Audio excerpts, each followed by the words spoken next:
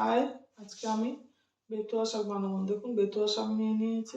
শাকটা করার জন্য আমি বেগুন নিয়ে নিয়েছি আর আলু ছোট ছোট করে কেটে নিয়েছি, বড়ি নিয়ে নিয়েছি, কড়াইশুঁটি নিয়ে নিয়েছি। কড়াটা বসিয়ে দিয়েছি, তেল দিয়ে দেবো, সর্ষের তেল। তেলটা আমার গরম হয়ে গেছে, আমি বড়িগুলো ওর মধ্যে এখন দিয়ে দেবো।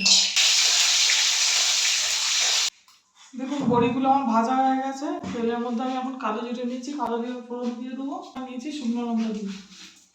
এখন আলু বেগুনগুলো কেটে রেখেছিলাম, এখন এগুলো দিয়ে দেবো।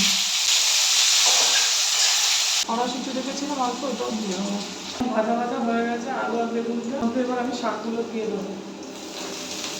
এখন আমি হলুদ দিয়ে দেবো, নুন দিয়ে দেবো, মিষ্টি দিয়ে দেবো।